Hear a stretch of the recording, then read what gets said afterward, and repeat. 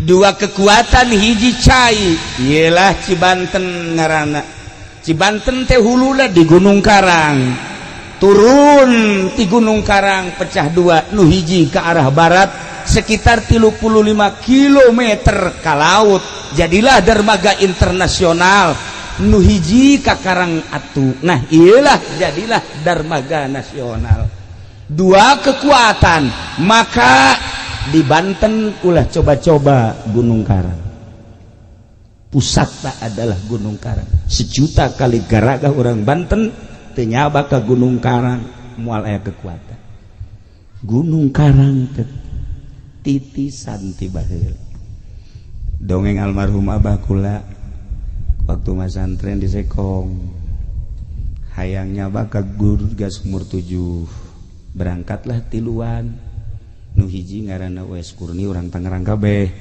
nu hiji di Samsudin berangkat di ditu nu dua sombong sebab puasa bae nu duaan mah sia Madam Yati neuk naik ke Gunung Karang teu puasa mopo sia kajen ku kumaha ge yo aing ye hijib nasor geus dikelek hijib naon deui si dieu hijib saepi mah komo anginna ge geus ambalaya ya tuturkeun aing ke asal naik ke Gunung Karang sia tuturkeun deuleukeun aing mah naik angin cek kana begitu datang wallahu alam ka mana maropo kabeh teu kuat nu dua mah alah cenah damai aing mah teu kuat cek cenah ieu aing mah moal bisa terus ka ditu geus teu kuat kumaha sih nyaritakeun teu kuat tapi almarhum abah kula masyaallah ketika tawadu di harapan Gusti ya Allah ya Rabbi abdi mah ngarasa puasa tilok dahar beki wiridan tilok tapi abdi hayang ka patilasan Syekh Maulana Mansur di luhur abdi teh hayang datang ka tiba-tiba kunaon aya nu mawa wallahu alam sabaraha menit datang ka luhur teh sorangan ai batur aing eueuh sakieu ieu aing sorangan cai loba sieun ku sebab lo sorangan bae di luhur di jamaah tu mandi dan lain sebagainya turunnya jalan mana ya ceknya sebab tadi perem datang ke luhur tapi tidinya dengan penuh ketawaduan deui tiba-tiba dibawa deui datang deui ka babaturan keur ngagaloler bae kieu Masya Allah rahasia Gunung Karang namun dibawa takabur bahaya sebab lain baheula bae kuari emang eueuh ieu anu keur tapa aya nu keur tapa di Gunung Karang kuari urang Jawa Timur kabeh urang Jawa Tengah jeung Jawa Barat termasuk Banten eueuh nu keur tapa kuari di Gunung Karang urang Jawa Timur nu geus turun 5 poe ka tukang urang Jawa Timur kene tapa di Gunung Santri di Gunung Karang di Banten balik kita mampir ka imah moal dicaritakeun ka ditu nama ngan urang Jawa Timur kuari aya kene urang Jawa Timur ieu teh geus dieusian kudu tapati baheula datang ka kuari nah panjang urang mun nyaritakeun Gunung Karang mantak hadiahna ge teu barang sambarangan Allahumma ya qadiyal hajat Allahumma ya qadi Assalamualaikum warahmatullahi wabarakatuh.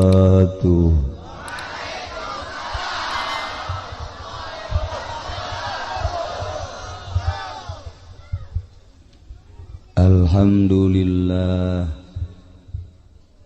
wassalatu wassalamu ala rasulillah wa ala alihi wa sahbihi wa mawala amma ba'du faqala Allah ta'ala fil Qur'anil Karim wa huwa asdaqul qailin wa dzakir fa inna dzikra tanfa'ul mu'minin al-ayah wa qala an-nabiyyu sallallahu alaihi wasallam innama bu'ithtu li utammima makarimal akhlaq al-hadis. langkung tipayun urang sami-sami nyanggakeun puja sinareng puji ka Gusti Allah anu Maha Suci nu parantos masihan tina rupa-rupa nikmat ka urang sadayana terutama nikmat anu kacida pisan ageungna nyaeta nikmat iman sinareng Islam.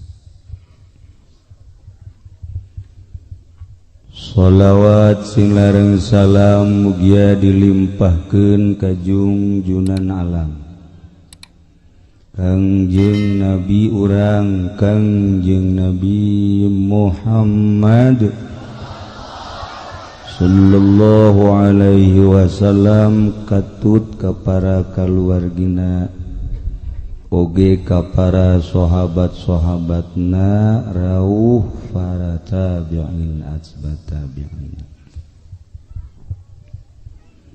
al mukarramun para alimil ulama para asatid para tokoh masyarakat wabil khusus kakersana Abah Haji Din Abah Haji Odam oge Abah Haji anu dipengkereun simkuring Abah sahagara Abah Haji Sawitra ta Sawitri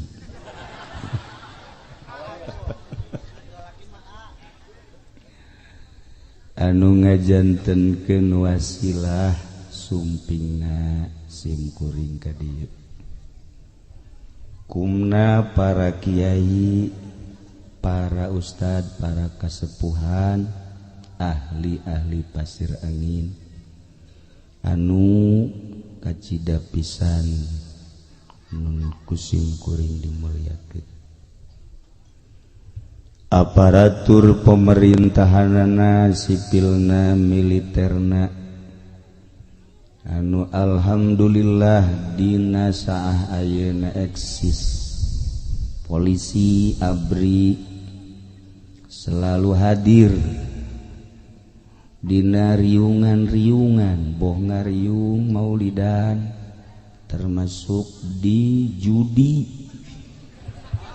Alhamdulillah hadir baik mantak di akhirat dage polisi saparok ka sorga saparok ka neraka. Alhamdulillahirabbil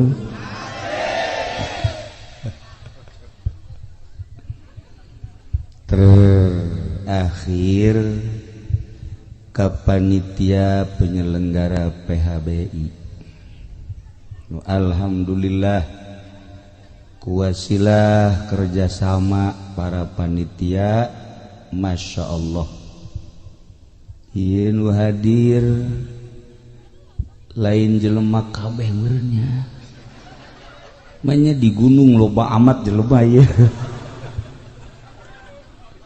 asana campur kajen hukum lagi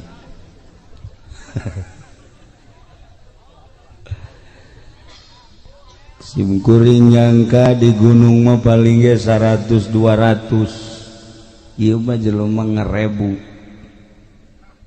asana ahli kubur ge hadir bae lamun kadeuleu di dieu eta ngareneng supaya geus jadi mayit sebenarnya mah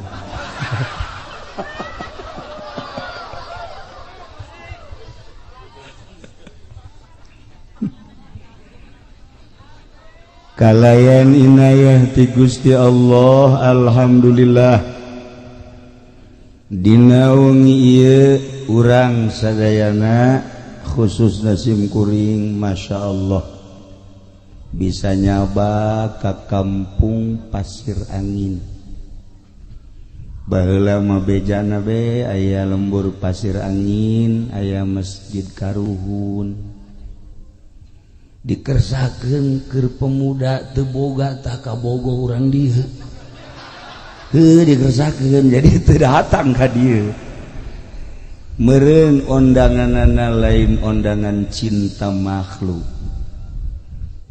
Ternyata meureun ieu hadir ka dieu diondang ku karuhun ahli Gunung Karang. Cinta maletik teh mah urusanana. Lah sapira cinta kawin anakan bereyak beres. Gesan tapi cinta kepada arwah ahli-ahli Allah ialah anu bakal manjang kekuatan keyakinan urang.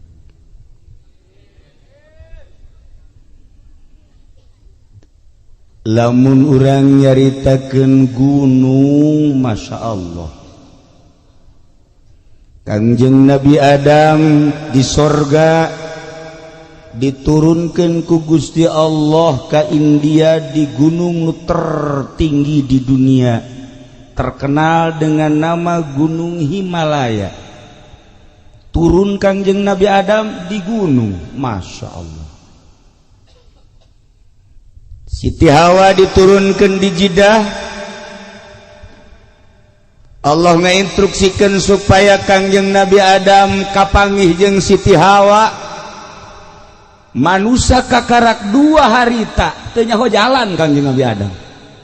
Di mana eta istriku tercinta? Teu nyaho jalan. Kakaler ka kidul ka wetan ka kulon, atuh di mana aja kakarak 2an? Dek nanyakeun ka saha? Bingung Kangjeng Nabi Adam. Tapi masya Allah kersaning Gusti Allah butus malaikat Jibril alaihissalam. Jibril tuduhkan Adam tuh Jeddah. Atuh malaikat Jibril mah gampang, set turun Adam, yuk berangkat hibar atuh ka ditu babari. Oh jai horeng, masya Allah, berangkat tidinya ke Muzdalifah.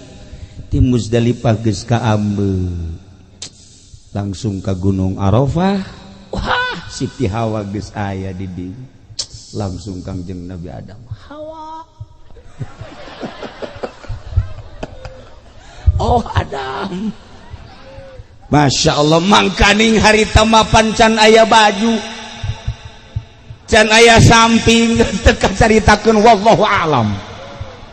Eueuh baju, eueuh cara kieu ye eueuh. Eueuh. Atuh ai wani mah nyebut sataranyang olos. Tidinya pertemuan langsung ke Mekah, imah tangga Kangjeng Nabi Adam jeung Siti Hawa di Mekah.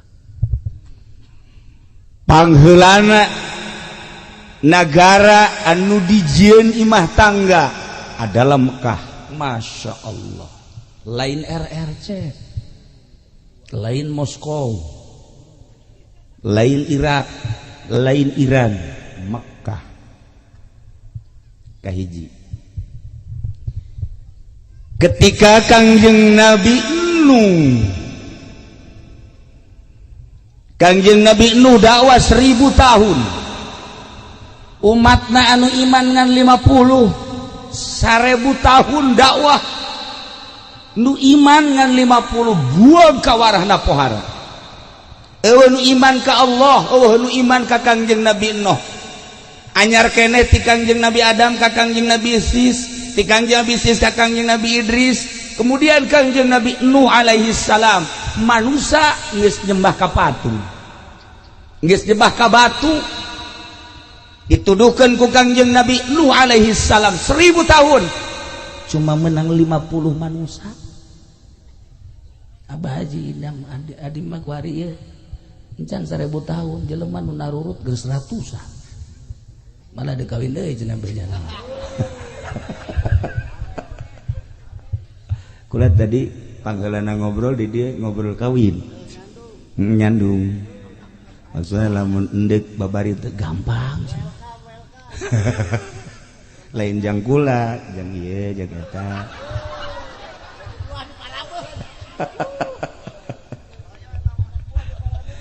Ngan urang dieuna embungeun. Kanjeng Nabi Nuh diinstruksikan ku Gusti Allah, Nuh nyieun kapal. Nyieunlah Kanjeng Nabi Nuh kapal. Masyarakat kaget, Nuh nanaonan tolol teh jelema nyieun kapal mah nya di lembur. Kapal mah kuduna ge di laut. Ieu mah di tengah-tengah nagara nyieun kapal, cai ti mana diseungseurikeun. Gancang carita da mah kajen seungseurikeun ge ieu mah perintah Allah. Kanjeng Nabi Nuh dakwah ngajak, lamun hayang salamat milu ka kapal simkuring, lamun embung salamat dikerem bakal. Alah cai ti mana cak kaum Nuh mata ya tah.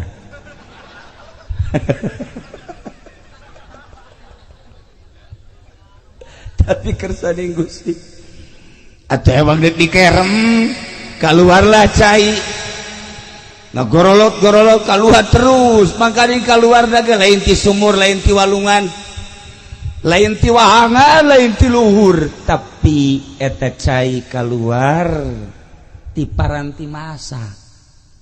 Naon paranti masa? Ti hau. Model keluar cai ti hau. Terus golontor, gede kakerem naraek lah ka kapal.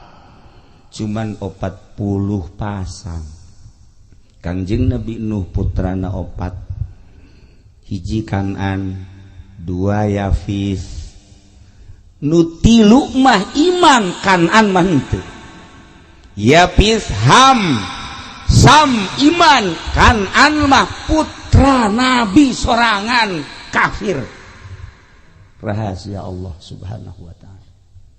Angkleng-angklengan kapal Kangjeng Nabi Nuh, morek nyaritakeun dongeng Kangjeng Nabi Nuh, dek nyaritakeun ge singgahna kapal Kangjeng Nabi Nuh dina Al-Qur'an dicaritakeun judi di Gunung Judi.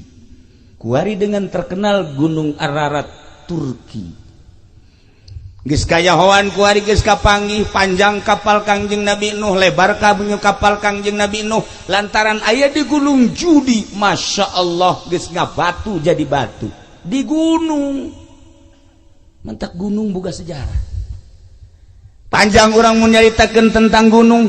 Begitu Kangjeng Nabi Musa dek mukalama jeung Gusti Allah panggil ka Gunung Tursina.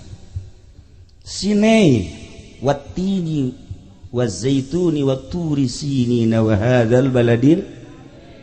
Begitu sim kuring ka Mesir harita, mana ya Gunung Sinai nu aya di Quran. Ternyata horeng lain cara gunung di dieu.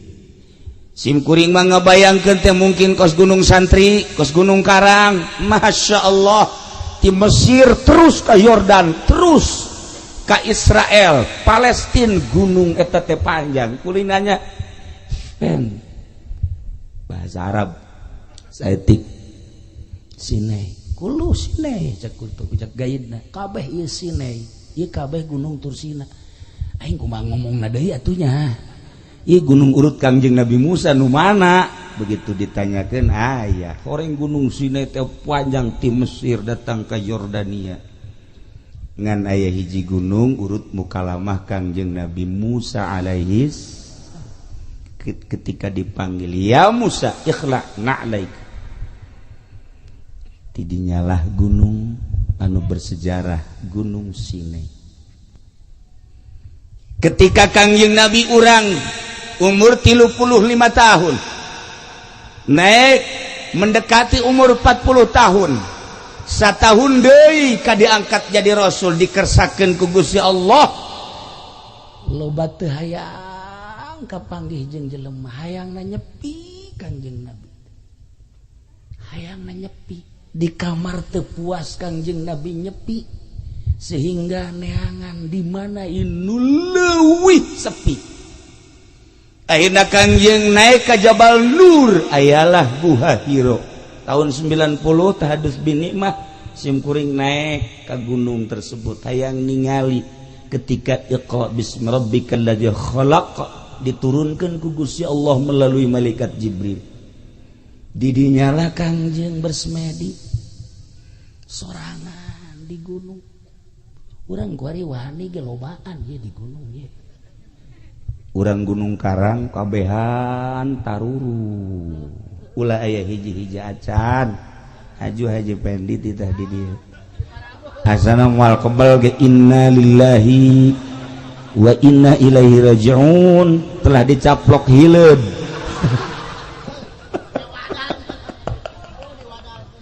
geus jasada modar emang teu sangar kitu Gunung Karang Masya Allah lain lah laga nah ieu gunung sehingga Kangjeng Nabi bersemedi kholwah ibadah mantep ka Gusti Allah nu ngahalangan tafakur salat Kangjeng meja encan diinstruksikeun pas umur 40 tahun di gunung etala turun Iqra bismi rabbikal ladzi khalaq khalaqal insana min 'alaq Iqra wa rabbukal akramul ladzi 'allama bil qalam 'allamal insana ma lam ya'lam.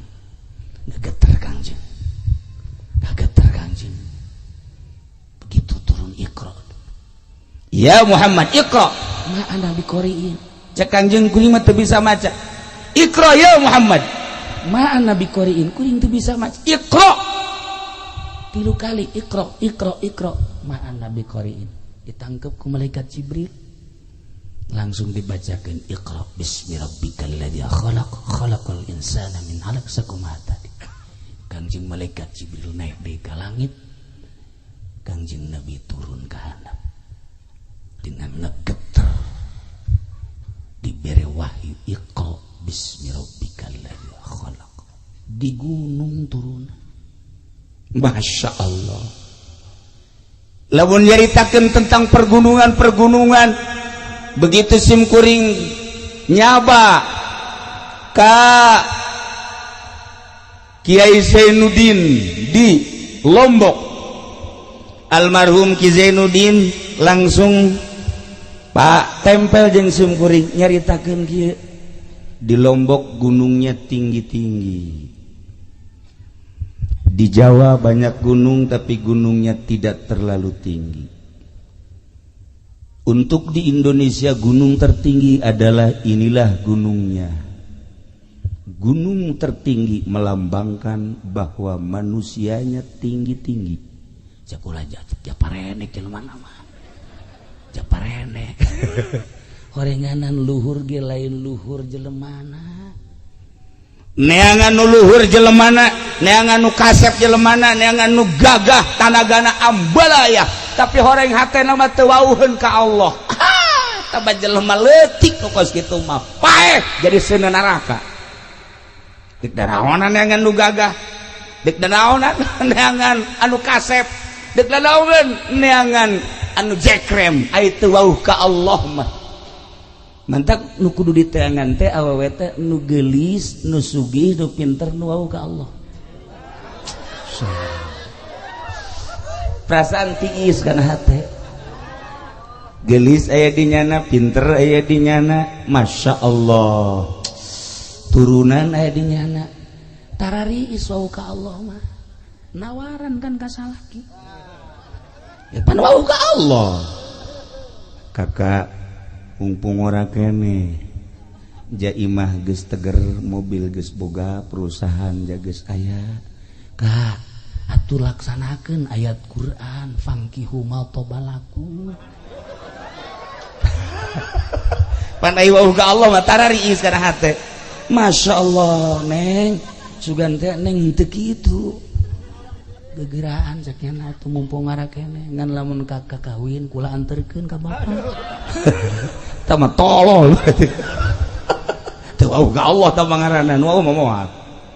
Nu wau moal atuh nawaran teh ikhlas. Sod ikhlas. Ya kari. Ieu carita gunung. Tahun 1526 mulai Islam nyerang ka Banten. Cuman 1 tahun kekuatan Islam utusan Demak dari 1526 hanya sampai 1527. tidinya dikuasai deku Hindu, tarurunlah Portugis, tarurunlah Denmark, tarurunlah Inggris, turunlah Belanda, turunlah RRC, turunlah Saudi Arabia, ngumpul kabeh di Banten, nuntung nu kumpul kabeh di Banten, kumpulna di Banten teh warau ka Allah kabeh ge, nu nyembahna ka batu, nu nyembah ka kayu, nu nyembah ka tatangkalan, nu nyembah ka panon poe, acak-acakan Banten teh, Masya Allah karim. Tahun 1670 Demak ngutus Sunan Cirebon, Sunan Gunung Jati, Syekh Syarif Hidayatullah beserta putrana Syekh Maulana Hasanuddin. Berangkat Syekh Syarif Hidayatullah jeung Syekh Maulana Hasanuddin ti Cirebon ka Banten duaan. Can aya mobil, can aya kendaraan sejen, di Cirebon berangkat ke Banten cuman 1 jam. Naik naon cenah kiai, wallahu a'lam. Beja nama peureum doang aya babacaan la ilaha illallah, mal dibacakeun ya ku si direkam. Engke aing mah teu bisa ieu bisa deui. Rugi aing ah. Moal kalanan ke ka Abah Haji beta bebejana teh. Moal ka eta mah kudu ojol jeung sapi. Sajam di Cirebon, masyaallah. Kula mah naik mobil, kula naik mobil. Aya aturan naik Avanza rada lambat. Naik Innova rada cepet. Kuari mah kabeneran naik Lexus cepet. Tapi naik Lexus ge asal dibarengan bae ku ieu angel. Pembawaan aja, Masya Allah, aneh gula ge. Mata kadang-kadang aja dibawa kumaha, tadi dibawa kumaha. Nu ukuran ditempuh nak kudu 5 jam, iya mah 12 jam. Bawaan berabe. Iya be iya orang iya. Kuari orang kan memperingati Kangjeng Nabi. Kangjeng Nabi mapan manusia terganteng, terkasep, terpinter. Ingat ke Kangjeng Nabi, kasep Kangjeng Nabi mah. Ingat ke Kangjeng Nabi, ganteng Kangjeng Nabi mah. Ingat ke Kangjeng Nabi, pinter Kangjeng Nabi mah. Ingat ke Kangjeng Nabi, segala-galana di Kangjeng Nabi. Jadi orang memperingati jelema nu ganteng jeung kasep. Kangjeng, barang leuleuh ka dieu, iya kari. Atuh, teu akur teh akan. Perasaan ngadenge Kangjeng Nabi na Masya Allah leuleuh ka dia hayang utah lamun leuleuh beungeutna tapi lamun leuleuh hatena leuwih kejam. Ya kari. Nah ieu Syekh Maulana Hasanuddin teh ka dieu duaan ka Banten disebut Banten Girang. Begitu ningali peradaban manusia, kekokohan, kebiadaban anu luar biasa. Kerajaan dikuasai ku 3 raja. 1 Raja Siwa, 2 Raja Darga, 3 Raja Brahma. Aya 4 terkecil Raja Ganesha. Masya Allah, buatan lain bantrak-bantrakeun. Munajat Syekh Hidayatullah jeung Syekh Maulana Hasanuddin kudu kumaha ieu. Demak dek ngutus bala tentara ulawaka moal menang. Cek Syekh Syarif Hidayatullah moal menang kajian kukuan ke kula munajat heula.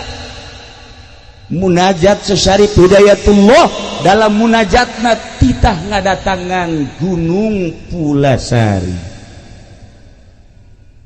Duaan datang ke dinya naik. Begitu naik ternyata aya kerajaan di Gunung Pulasari, aya kerajaan lain lalagaan nu menguasai Banten teh Raja Siwa, Raja Darga, Raja Brahma, Raja Ganesha. Anu kekuatan-kekuatan gaibna tanding saat eta dek merangan Raja Brawijaya, dek merangan Raja Pajajaran, dek merajang semua narajum kabeh ge tanding di dieu teh lain lalagan gagahna pohara. Munajat Syekh Hidayatullah begitu munajat deui kita naik ke Gunung Karang. Naik duaan ternyata antara Gunung Karang jeung Gunung Pulasari di dinya aya nu keur tapa. Tapa teh lain cara tapa budak kuari. Tapa make baju kerajaan, di dieu make mahkota. Ternyata kulila-lilana tapa eta mahkota teh geus dijieun sayang manuk. Manuk teh geus arendogan di dieu. Apa ieu ge pernah tapa harita keur hayang wahweh teh?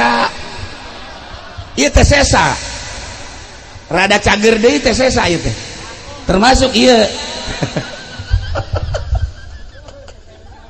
Rada cager deui teh, rada cager. Nah, ieu aya pohon beringin. Jadi nyana akhirnya berlindung di pohon beringin di Golkar. Alhamdulillah. Ya calon neraka kene lah. Iya. Masya Allah. Didinya lah Syekh Syarif Hidayatullah menyapa ka jelema nu keur tapa. Begitu disapa, ditanya, "Benta." Begitu benta adu kekuatan mata. Begitu adu kekuatan mata hudang. Hudang make adu kekuatan batin. Ternyata teu sakedeung. Sapoe, 2 poe, 3 poe, 4 poe, 5 poe, 6 poe, 7 poe kakarak tumbang eta nu tapa. Ternyata nu tapa ngaranna Brata Guru Sampang. Brata Guru Sampang eleh ku Syekh Syarif Hidayatullah, tidinya langsung asup Islam. Begitu baca 2 kalimat syahadat, beres baca 2 kalimat syahadat, cik Brata Guru simkuring alhamdulillah menang hidayah, ngan simkuring moal ilu campur tentang Gunung Karang, Gunung Pulasari jeung Banten, simkuring mah erek indit ti dieu. Ngahiyang tah. Didinya Syekh Syarif Hidayatullah nitah cicing ka putrana nu ngaran Syekh Maulana Hasanuddin. Hasanuddin maneh tapa tah di dieu di batu ieu. Batu ieu ngaranna Watu Gigilang. Hartina Watu Gigilang teh batu anu hareran. Warna batuna semu rada kemerah-merahan. Segi opat batuna dengan disebut cek urang Banten mah pancawarna. Mun hayang nyaho ieu batuna teh. Lain dibiko. Ieu asal ka Banten dipake ieu batu ieu mah asal teh ka Banten henteu. Ulah sambarangan.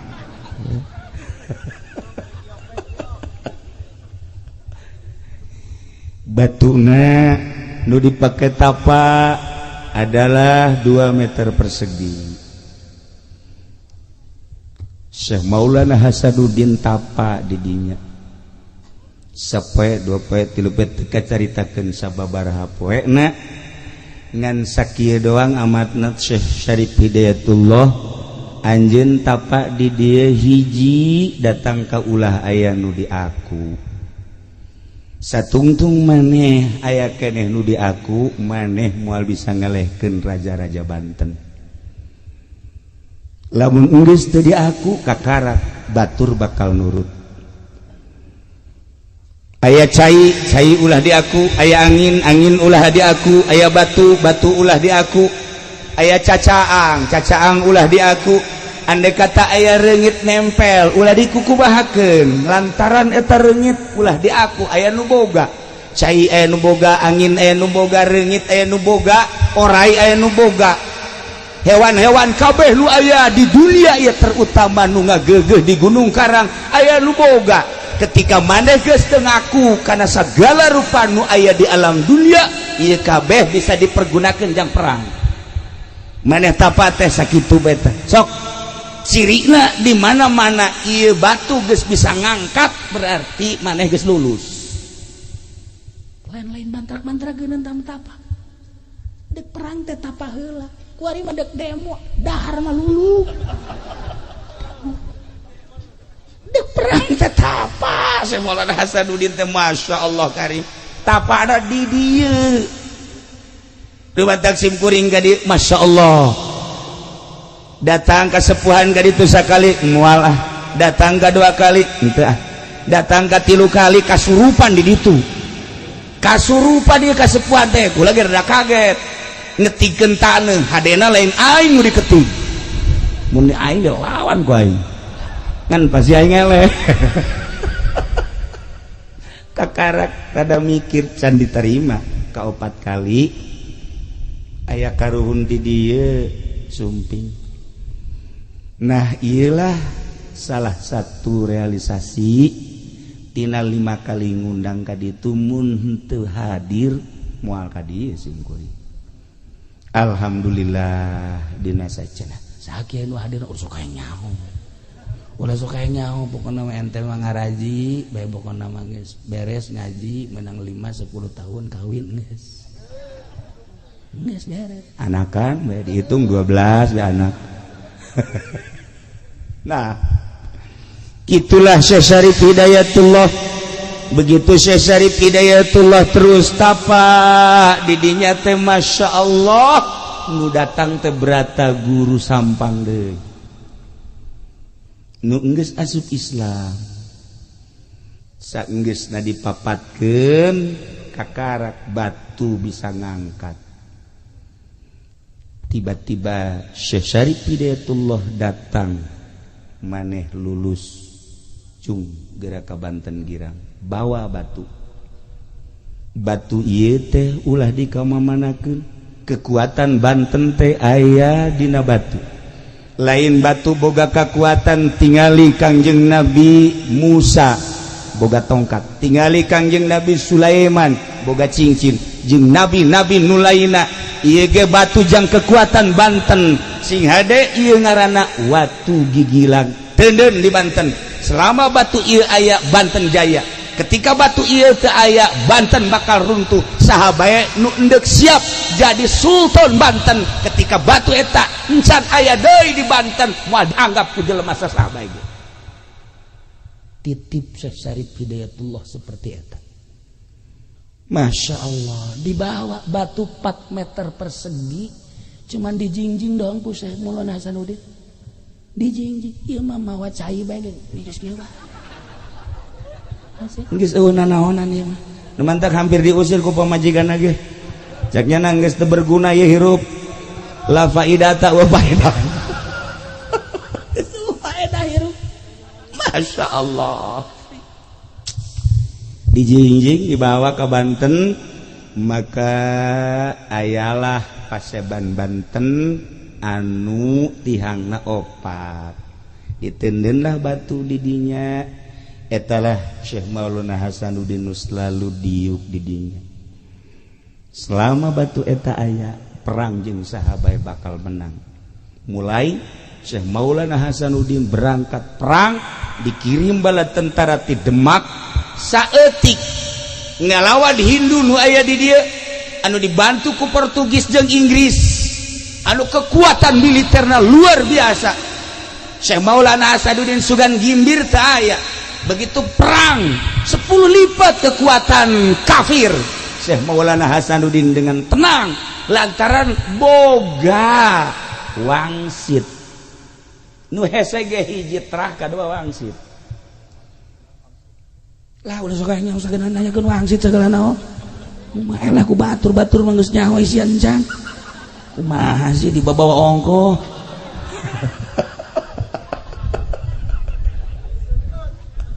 aduh Masya Allah dah begitu ngayakeun perang anu bala tentara militer saeutik ti Demak hampir eleh menghadap ka Gunung Karang cek Syekh Maulana Hasanuddin ya Allah eueuh di aku kusim kuring cai nu Gusti angin nu Gusti, batu-batu nu Gusti. Saat ieu abdi teh dek negakeun kalimah Allah, dek negakeun li'ilai kalimatillah la ilaha illallah, hayang ngislamkeun Banten dengan tugas di Demak jeung ti pun Bapak. Maka abdi nyuhunkeun pertolongan ti Gusti. Aya suara hayang make naon? Angin. Maka angin dikirim ti pasir angin. Serius. Sehingga ada ieu sejarah. Serius. Andai kata geus manggi sejarah eta alhamdulillah. Andai kata insan catat. Lain lalagaan. Lain lalagaan. Andai kata aya di sejarah alhamdulillah. Andai kata eueuh seperti eta. Bisa dipertanggungjawabkeun walaupun kula kakarak menang habar 2 poe ti urang dieu sarua bae. Kula sok kadatangan nu kitu tah. Kemari Kiai PI maot. Begitu turun di mobil aya budak leutik. Budak leutik mapang. Budak leutik da kasep lain cara kolot kieu. Kasep. Berangkat ke masjid aya digigireun. Kula jadi imam Allahu Akbar jelema ribuan.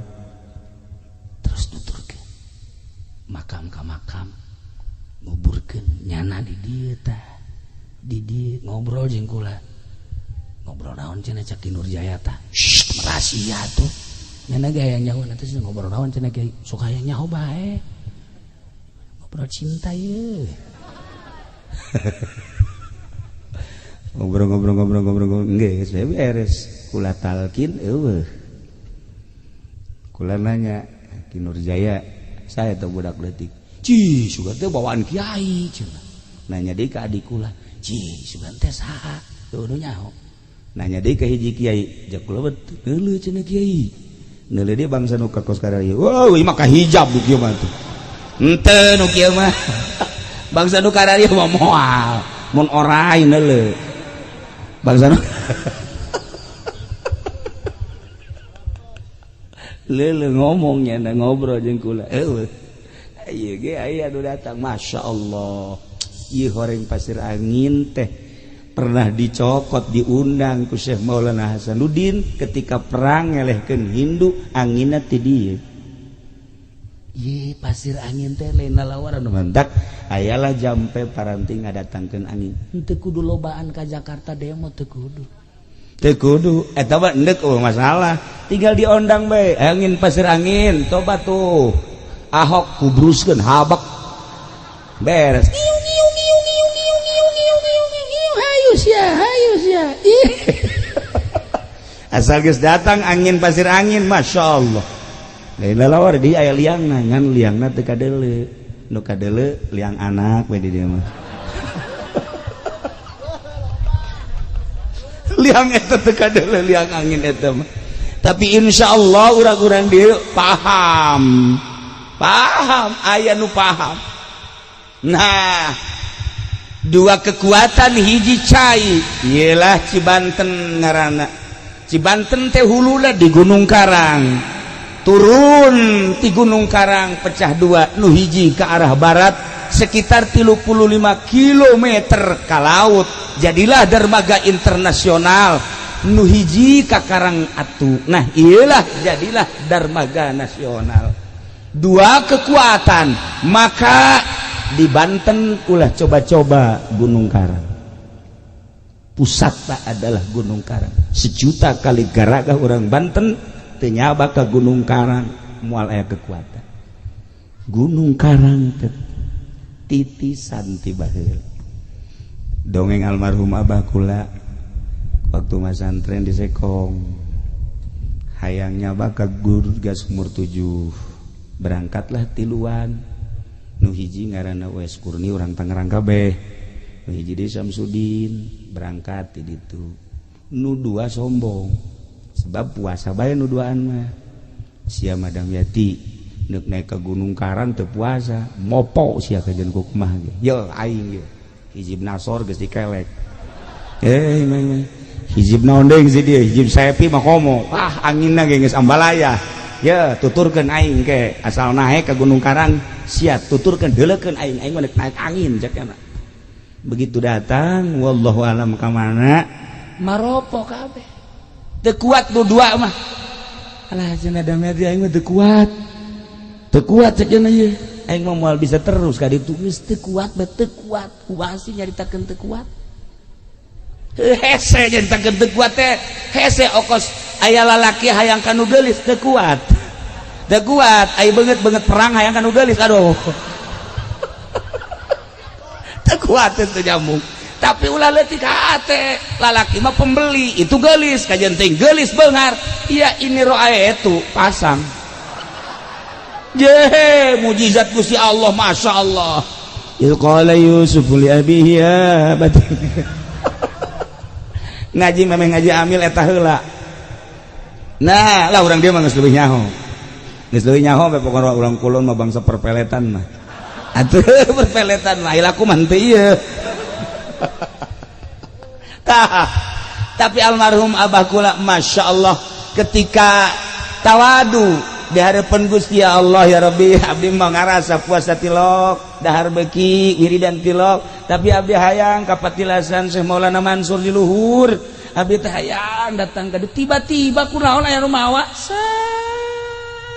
wallahu alam sabaraha menit datang ka luhur teh sorangan ai batur aing eueuh sakieu ieu aing sorangan cai loba sieun ku sebab lo sorangan bae di luhur nah di jamaah tu mandi dan lain sebagainya turunnya jalan mana ya ceknya sebab tadi beureum datang ka luhur tapi tidinya dengan penuh ketawaduan deui tiba-tiba dibawa deui datang deui ka babaturan keur ngagaloler bae kieu Masya Allah rahasia Gunung Karang namun dibawa takabur bahaya sebab lain baheula bae kuari emang eueuh ieu anu keur tapa aya nu keur tapa di Gunung Karang kuari urang Jawa Timur kabeh urang Jawa Tengah jeung Jawa Barat termasuk Banten eueuh nu keur tapa kuari di Gunung Karang urang Jawa Timur nu geus turun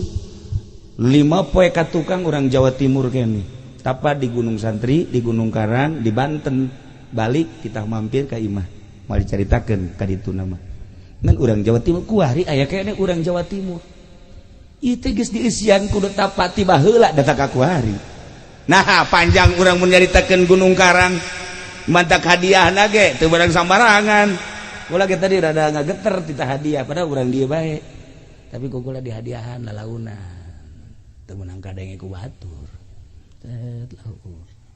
oh geus hadiah berata guru teh aya bae nah iyalah Banten Masya Allah cai bisa digunakan jang perang di dieu mah ulah sambarangan angin bisa digunakan jang perang nganu hese de kunci nu hese ge teh ngadatangkeun angin kumaha lamun salah ngadatangkeun angin lain bisa pakai ke perang nyanana kena tsunami ieu pernah yang ngundang angin pernah ngajeledag pernah dibawa ke Grogol saya pikirnya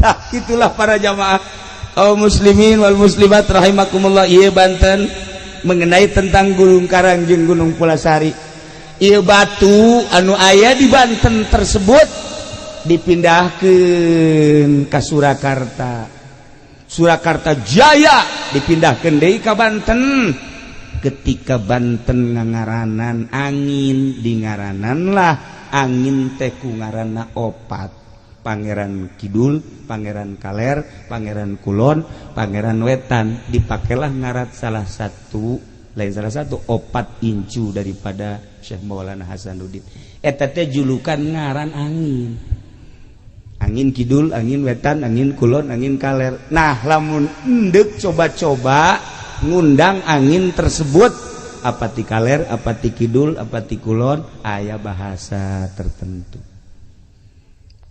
aya keneh karuhun urang di dieu insyaallah anu lamun huru hara gede bakal tarurun di Gunung Karang mudah-mudahan karuhun urang masih keneh ningalikeun urang mudah-mudahan karuhun-karuhun orang masih dedeh jeung nya neuleuh ambalaya anak incuna beuh ieu geus teu puguh arah mana nu bener mana nu salah geus teu puguh arah carita partai dikemas siga bener padahal jerona ambalaya carita organisasi siga bener dikemasna luar biasa bagus ternyata jerona bok-brok pondok pesantren kadeluna bagus dikemas berbagai ngaran pondok pesantren ternyata jerona masya Allah selama hubud dunia moal beres karuhun bakal ngutuk gila Gunung Karang. Para jamaah kaum muslimin wal muslimat rahimakumullah saat ieu batu nu pernah dibawa di ka Banten aya salah sahiji incu Banten anu nakal maka batu tersebut teh moal dibejakeun ngaran anu mawa batu tersebut kemudian didagorkeun kana sirahna semplek jadi batu gigilang eta semplek juruna saeutik urutna hajar salah satu incu Syekh Maulana Hasanuddin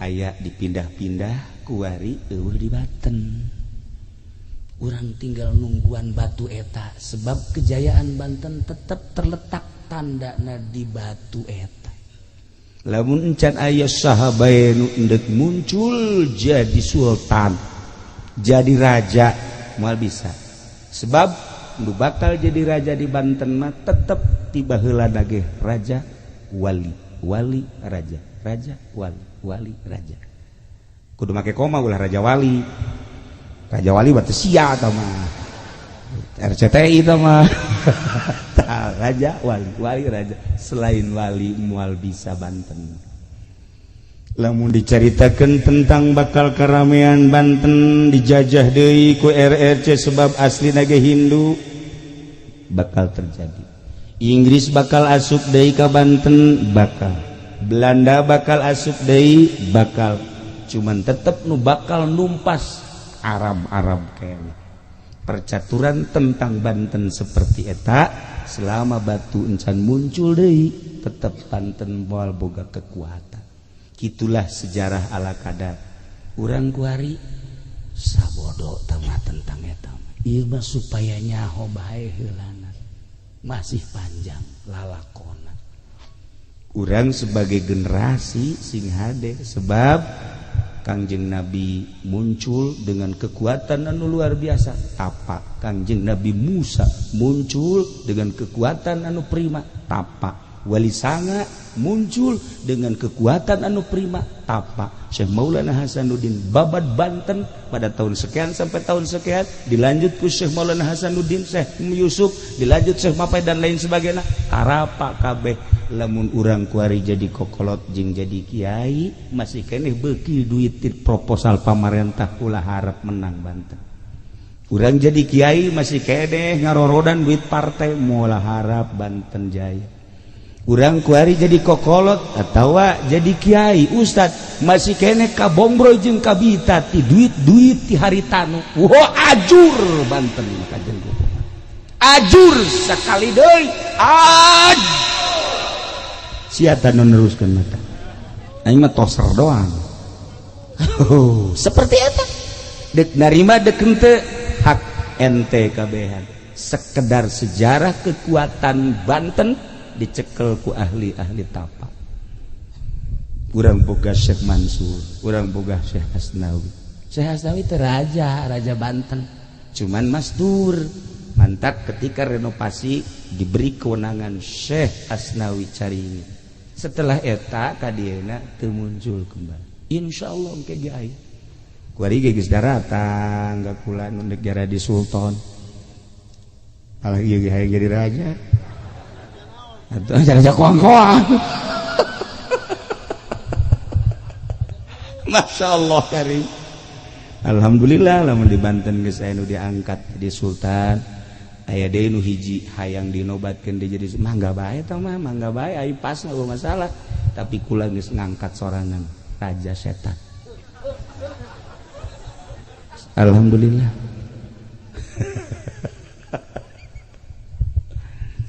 Kanjeng Nabi diutus ke alam dunia teh sakumaha tadi, inna arsalnaka syahidan wa mubasyiran wa nadhiran wa da'iyan ilallah wa sirajan bi'idnihi wa sirajan munira.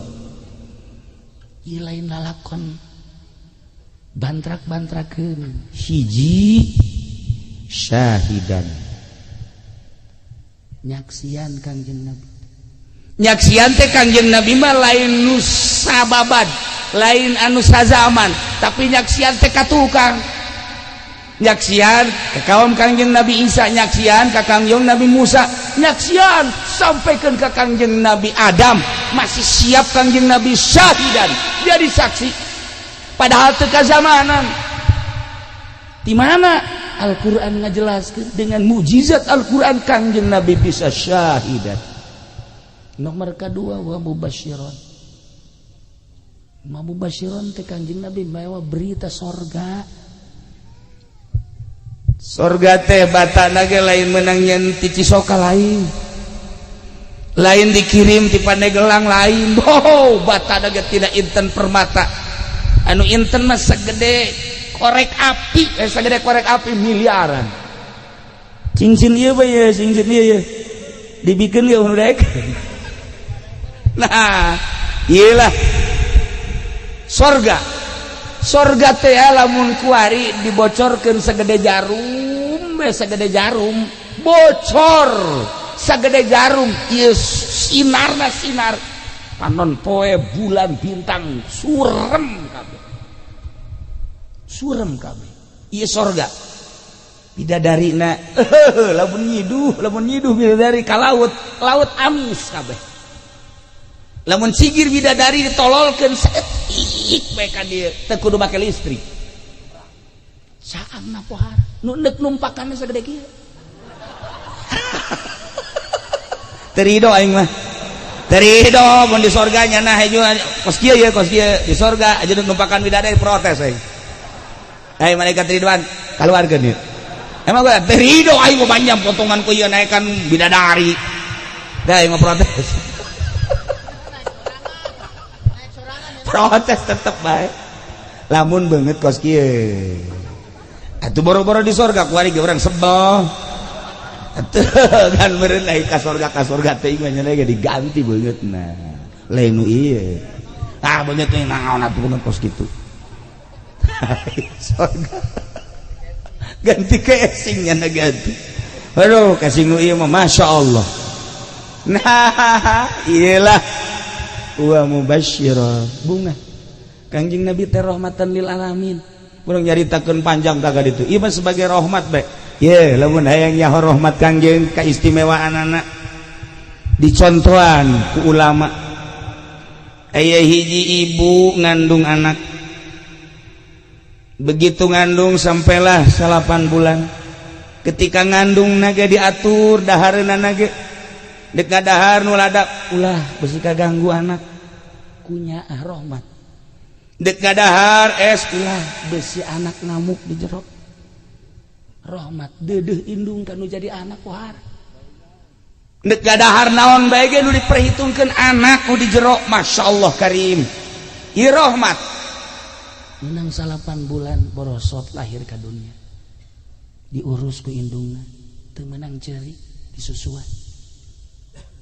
Susu kurang cai usahanya ngadahar sayur mayur dipencetan supaya kalaluar geus buku bapak nama tuh geus teu kudu dicaritakeun tah mah eta amunisi terus disusuan gede Masya Allah keluar saya si kadek kanu ngasuh ge si kadek kalaunan ku dedeh jeung nyaa indung gede-gede disakolakeun ngaji. Kebenaran anakna teh awewe. Sakolakeun balik neng kade nya, balik sakola kudu gegeraan. Balik mama melang ka neng. Bisi anu ngaganggu, bisi anu macem-macem. Mak lamun neng can datang ka imah, mama masyaallah teu ngeunah dahar, teu ngeunah nginung. Kade neng. Si neng na si anakna Badung. Emak tidak tahu diri. gede kelas genep HP geus boga mulai kelas genep geus SMS-an indung nangan neng ulah osok main HP eta mah aduh pagawean dajal tah bagus itu naon dajal mah dada jeung bujal si emak ulah geus dinasehatkeun anak beuki mangga SMP Badung kita ngaji henteu kita balik henteu sakadaekna bae emakna terus bae nganasehatan sing adeneng anakna kancola begitu datang ke SMA anak teu bisa diatur ganeng cerewet boga emak nyaho ala modern meureunana kuari mah geus aya di planet mana emak ortodok hatena geus pohara jasa ka indungna geus mal kebal deui racun ku aing bener diracun emak diracun ngan diracunna lalaunan ke batuk ke bengek racun menang dua poe racun deui mana geus oho-ohoan batuk kenapa sia cek anakna aing bebas hirup hayang bebas hirup lantaran batuk ngehkeh bae otomatis kan ke dokter begitu ke dokter periksa ke dokter hasil visum dokter ternyata terjangkit racun mak cek dokter ibu mah ini kena racun itu siapa yang racun coba panggil anaknya tanya begitu tanya dengan kelihayan pertanyaan polisi nunanya ternyata ngaku bahwa si neng nu ngaracun Masya Allah cek polisi ibu karena ini anak telah meracun ibu dan meracunnya adalah terencana maka sama dengan akan membunuh ibu dengan direncana tidak ada lagi kecuali harus dibunuh kumaha ibu kudu dibunuh apa ente terserah teh geus jahat-jahat teh cuman pelaturan harus tanda tangan bahwa anak harus dibunuh melalui tanda tangan ibu ibuna nu keur muriang dibere selembaran untuk tanda tangan pembunuhan anak dibere pulpen tanda tangan cek polisi anak akan segera dieksekusi bunuh begitu dek tanda tangan ragag pulpen polisi ieu teh anak abdi masa sih ku abdi dihamilkeun ku abdi dilahirkeun ku abdi diasuh ku abdi dididik lamun sampai abdi ngabunuh anak moal abdi kajeun teuing anak rek ngabunuh ibu masalah tapi kudu abdi ngabunuh anak moal polisi geus tawa urusan abdi sampai hati kudu abdi tanda tangan dibunuh moal eta rahmat seorang ibu tidak mungkin akan membunuh anakna ieu rahmat anu gede jasa Kangjeng Nabi mah leuwih tibatan indung nu tadi rahmatna ka umatna bayangkeun nya anak Kangjeng Nabi ketika orang dipanggil saurang-saurang ditimbang amal panggil aja pede begitu didelep sholatna kurang bagus komo husu Allah jasa puasa gitu kene zakat ilok sama sekali wah geus pupur ieu nih mah cek malaikat ieu aja kudu digusur ka neraka cek Kangjeng Nabi ulah wakad di ka nerakakeun kos kieu ge nyana pernah maca salam pernah maca sholawat di hatena aya ngaran aingan cek Kangjeng Nabi geus ulah dideuleuh haji pendina emang nyana mah suluh neraka tapi nu dideuleuh Muhammadna ku deudeuh jeung nyaahna Kangjeng Nabi lamun cacak-cacak Kangjeng Nabi polisi mah kuabeh ka neraka atuh bisa beleun masyarakatnya polisi mah atuh mana polisi pigeunaheunana coba ge urang teh motor tangkap ku polisi eueuh SIM tilang mantak naon sih jawau Pak sekali-sekali nanti harus hati-hati ya suratnya bawa SIM-nya bawa udah dah sekarang mah karena saya kenal dengan Bapak udah saya ampunin ayo nu polisi bos gitu Di mana aya polisi kos gitu polisi kos gitu mah disembah wae nyana mah ka adina ge nangkep bae ka adi ditangkep bapana ge ditangkep bae bego jasa tapi di akhirat tetep ka surga polisi ge lamun osok maca selawat polisi begitu diseret ku balikat malik dibawa ka mana eta iya polisi kayak polisi umat anjeun coba bareng di dalam waduh Tito ya nah tapi wala-waka diseret sebab aya baca sholawatan cek Kangjeng Nabi hargai kaula leuwihnya akibatan indungkan menjadi anak Kangjeng Nabi mah leuwihnya ulah waka dikanarakakeun ulah geus hargai ieu hampir ka surga kabeh urang rahmatan lil alamin masyaallah komo urang atuh ieu polisi lain abri lain sugih henteu ya ka surga lah jangan lolobana ka neraka manu sugih nu ka zakat cara si eta atuh polisi anu kejem henteu aya nu teu kejem mah abri anu kejem aya kuari ge abri teh ya abri teh baheula kieu mah lulu Bang kuari barang ngaji ka Cilongok sadar nya alhamdulillah ieu insaf ya sesosokna lain lalagaan tuh baheula mau cek kuari mah aman ya surga ada apa ya tenang ya Pak iya udah nanti dilempar sama malaikat jangan jatuh aja ya ya Karim nah iya urang teh akan diuk di dieu teh harapanana hayang menang rahmat Kangjeng Nabi Muhammad sallallahu alaihi wasallam ngandelkeun salat urang pimanaeun ngandelkeun puasa urang pimanaeun ngandelkeun zakat urang pimanaeun haji urang pimanaeun salat ta salat tapi kan kaayaan salat urang kos ge paingan Kangjeng Nabi ngasupkeun manusia ngasupkeun umat ka surga lain ku amal tapi ku rahmatna ku fadlna masyaallah mantap kurang kumpulna di dieu mudah-mudahan urang kasorot ku rahmat Kangjeng Nabi Muhammad sallallahu alaihi wasallam Kangjeng Nabi emang maot atuh henteu boro-boro Kangjeng para aulia Allah ge teu maraot emang ieu dihadu hadir di dieu emang jelema kabeh atuh lain maksudna jelema nu hirup atuh nu gaib ge atuh araraya hirup tan dada-dada ngarembang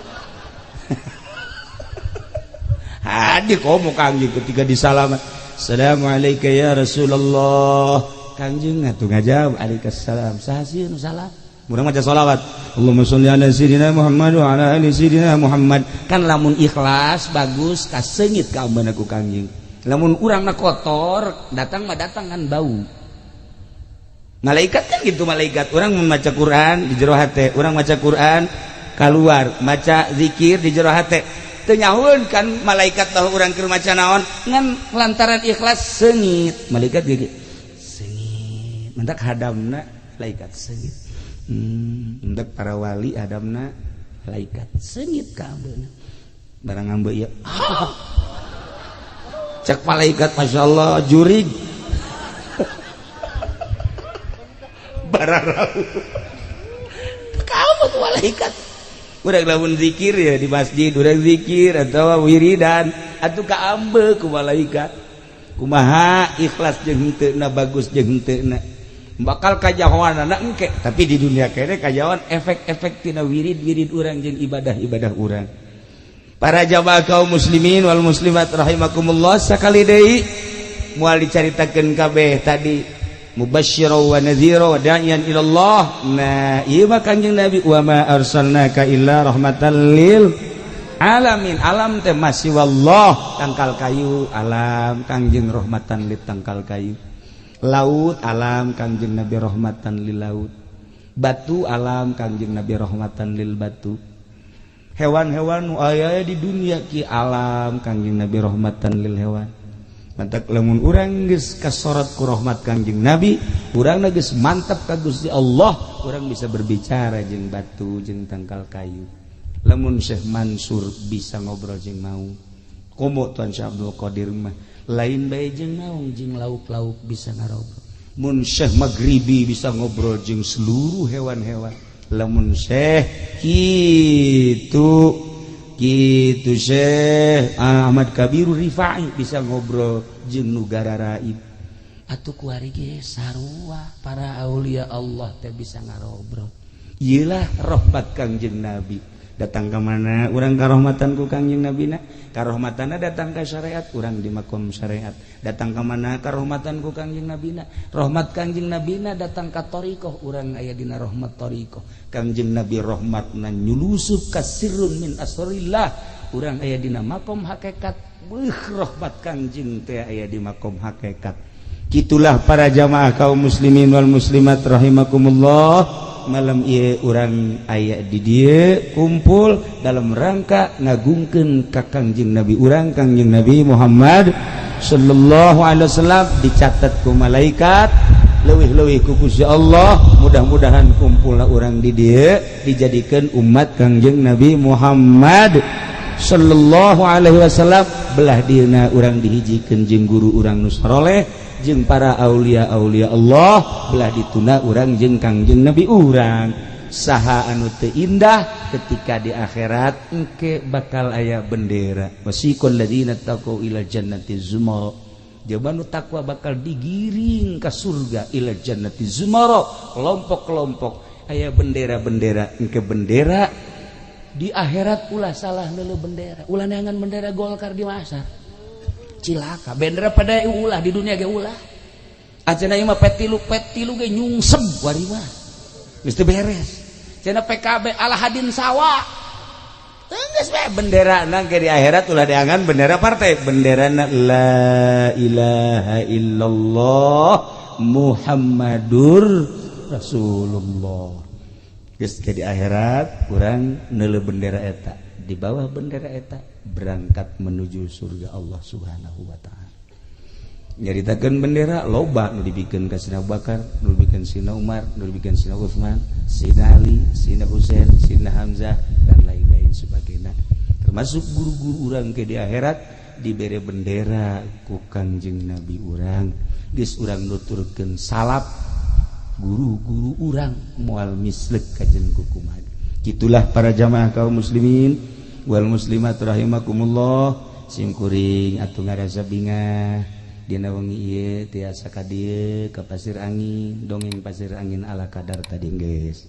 Ieu Gunung Karang ge ala kadarna geus, Gunung Pulasarina geus, kemudian batu-batuna geus. Malah aya julukan-julukan kampung-kampung eta teh di zaman Syekh Maulana Hasanuddin, insyaallah keiraha deui aya wangsit sarua bae ngadongengkeun tentang sejarah-sejarah nu patalina tapi jeung karomah-karomah. Nu patali jeung karomah lain saeutik di Banten teh. Insyaallah mun aya izin Allah ke urang carita deui.